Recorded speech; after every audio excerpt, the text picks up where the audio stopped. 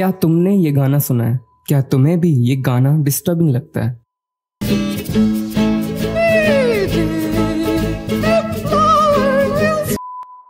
ये जो गाना है वो एक्चुअल में डिस्टर्बिंग नहीं है, पर इस गाने के लिरिक्स, इस गाने के वोकल्स, इस गाने का ट्यून, इस गाने का सिंगर और इस गाने के सिंगर की पर्सनैलिटी, ये सारी चीज़ें मिलके इस गाने को डिस्टर्बिंग बनाती है। तो इस वीडियो के अंदर मैं तुम्हें एक्सप्लेन करूंगा और कुछ पॉइंट्स बताऊंगा कि why this song is so much disturbing and creepy also.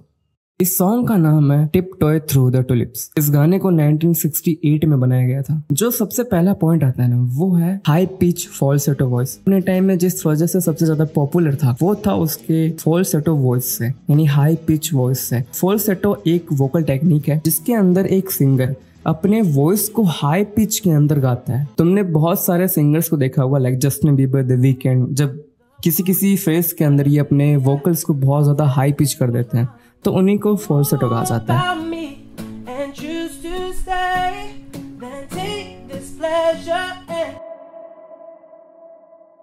किसी सॉन्ग के अंदर या किसी प्लेस में ये जो फॉल्सेटो है वो बहुत ही काम और बहुत ही एनर्जेटिक लगता है।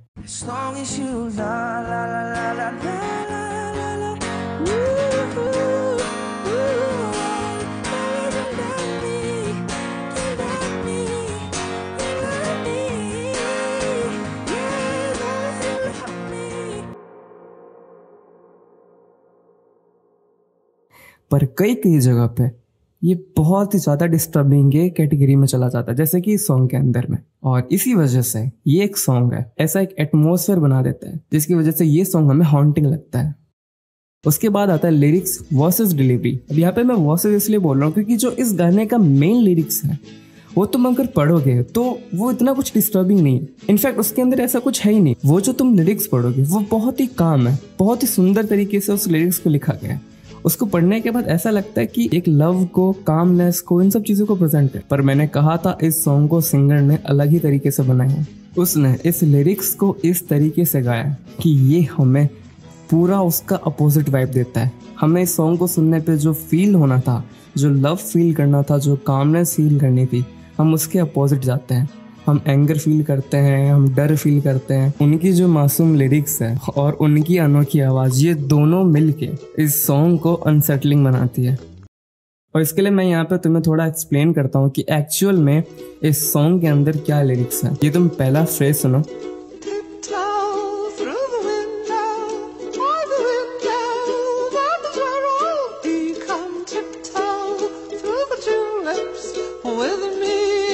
अब इस फ्रेज का ये मतलब है कि एक इंसान किसी को खिड़की के पास से बुला रहा है कि तुम बाहर आओ, हम दोनों साथ में एक गार्डन में टहलते हैं, वहाँ पे घूमते, वहाँ पे फिरते हैं।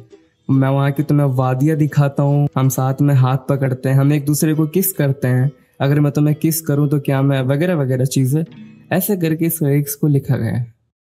फिर आता है कल्चरल कॉन्टेक्स्ट और इम्पैक्ट। ऐसा है ना कि आजकल एडिट्स वगैरह बहुत ही अजीबोगरीब तरीके से बनते हैं। बंदे किसी भी सॉन्ग को किसी भी एडिट्स में डाल देते हैं। स्टार्ट से बहुत पहले से ही इस सॉन्ग का जो यूज़ है वो डिस्टर्बिंग चीज़ों में होने लग गया था, जैसे कि इंसीडियस मूवी के अंदर में। उसका ये तुम सीन देखो।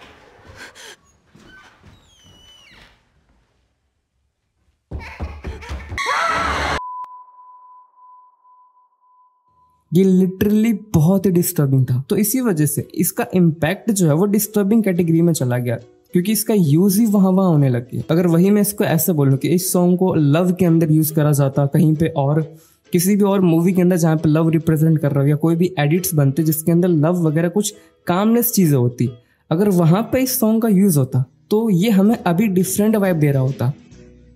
सिंगर पर्सनैलिटी, ये खुद एक अलग ही और यूनिक पर्सनैलिटी वाले आर्टिस्ट है जिनका तुम लुक देखोगे like long hair, over size cloth, बहुत ही ऐसी सारी चीजें जो उनको नॉर्मल कैटेगरी के पर्सन से थोड़ा डिफरेंट बनाती है। लाइक मैं ये नहीं कह रहा कि तुम्हें उसको जज करना बाय लुक्स, लेकिन तुम उनको देखोगे ना, तुम्हें पता चलेगा कि ये उन टाइम के अपने बंदों से बहुत ही अलग तरीके से थे। कि जब गाते थे तो इनका एक्चुअल मूवमेंट, इनकी लिप सिंग और इनका हेड और इनकी आइज मूवमेंट, ये सारी चीजें तुम देखोगे तो तुम्हें कुछ अजीब ही लगेगा कि ये बंदा या तो बहुत ज्यादा नॉर्मल है या बहुत ही ज्यादा किसी डिस्टर्बिंग चीजों से घिरा हुआ है, और ये अपना जो भी चीज है वो सिंगिंग पे निकाल रहा है। तुम इसके बहुत सारे म्यूजिक वीडियो देखोगे और लाइव शोज वगैरह देखोगे तो तुम्हें पता चल जाएगा।